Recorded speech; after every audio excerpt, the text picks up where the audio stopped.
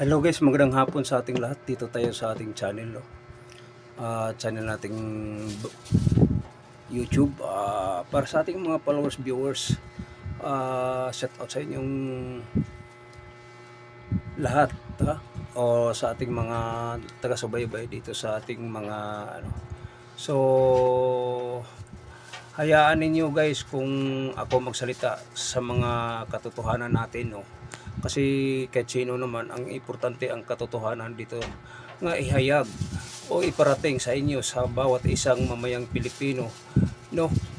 So sa nakikita natin dito sa sa news o dito sa ating channel o sa ating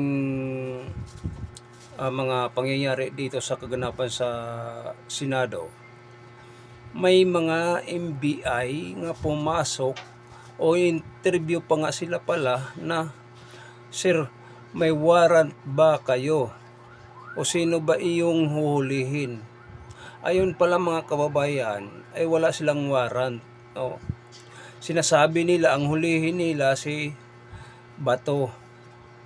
So ang yun pala mga kababayan nga nagpursigi ang mga NBI nga pumasok sa Senado, although meron namang Philippine Marines na General Marines na retired na nag-secure doon sa pintuan o sa loob ng Senado.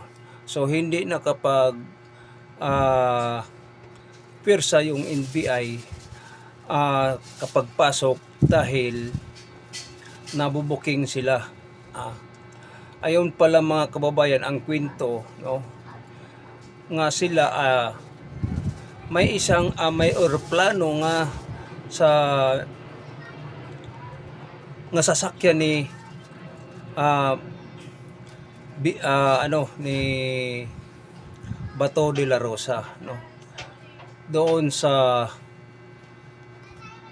paliparan sa eroplano. So mga kababayan, ito ang malinaw nga kikidnapin nila si Bato de la Rosa.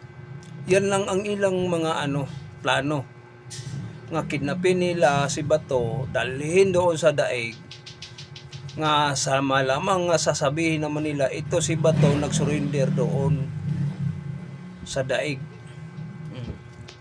o nagpasama siya sa mga ganitong mga alam niyo mga kababayan, isa itong mga models nilang sasabihin naman sa mga nila, no, yung magkikidnap.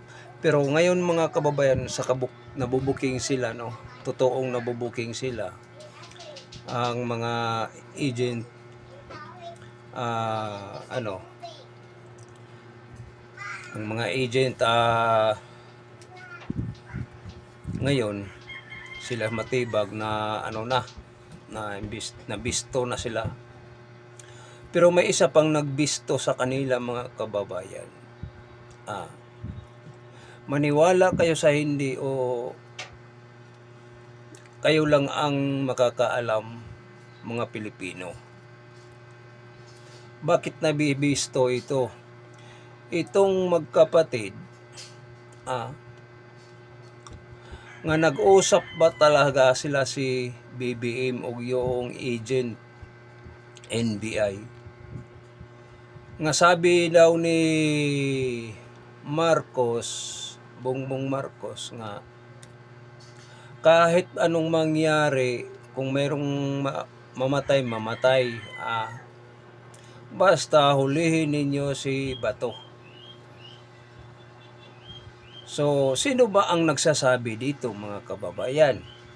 Sino ba ang nagiging totoo? Ito hindi to galing sa atin, kung hindi rin tayo naging bias, di tayo naging fake news. Alam niyo mga kababayan kung sino nagsasabi? Si Amy Marcos, kapatid niya, ang nagsasabi nga, i-clear ninyo, nga sabihin niyo, kung may ibig sabihin ni Amy Marcos, kung may lumalaban, di patayin, di ba? Yun naman ang ibig sabihin . So malinaw pa sa mata ng pusa. Kasi kahit sino ang titingin dito sa ating diyan sa video o diyan sa social media, mayroon talagang NBI nga lumabas o nahuli pa ang NBI agent. Kasi may binalikan siya doon sa pwesto nila. Ngayon, ang NBI agent nahuli. Nahuli. Yan ang ilang hindi sila makaligtas dito, yung NBI agent, mga kababayan. Ngayon, pinasinungalingan na ni Director Matibag. Matibag, huwag ka nang mag-sinungaling. Bistado na kayo. Kaya sinasabi namin dito, magkano ba ang bigay ni Marcos sa inyo para hulihin si Bato? O isurrender si Bato doon sa daig? Mga kababayan, itong NBI agent, malaki itong bayad ni Marcos. Binayaran ito ni Marcos. Malita. Yan ang malita. Nga para sa ganun, kaya na sinasabi, kung mayroong lumalaban, patayin kung patayin. Kaya nga ang NBI agent, lakas loob nga pasok sila sa Senado. Para sa ganun, ulihin si Bato. Ang problema kay hindi nahuli nila kahit papaano. Ngayon, ang impeachment naman ni Inday Sara, hindi mai-impeach kasi nabuking sila ang mga ginagawa nila. Mga kababayan, sobrang booking. Nabulaga sila dito. Sa NBI agent, nabulaga sila sa sinasabi ni Amy Marcos. Si Amy Marcos ang nagsasabi, magkapatid yan sila. Baka sabihin ninyong fake news. Hindi yan fake news. Ngayon mga kababayan, hindi kay fake news din. Hindi, may NBI pa rin nga nahuli agent. So saan sa kanila, maniwala ba kayo diyan?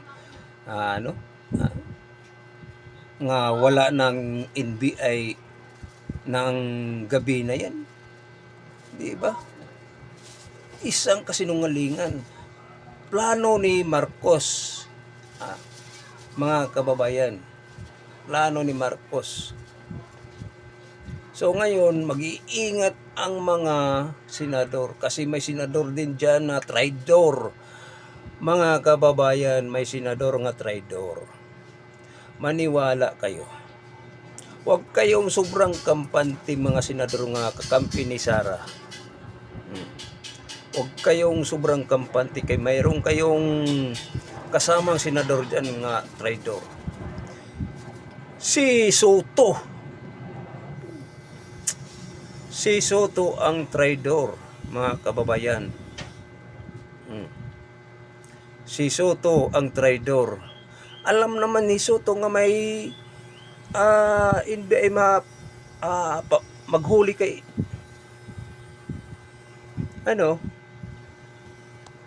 Bato de la Rosa. Hindi sinasabi ni Soto. May Xerox copy diyan ni Soto, mga kababayan.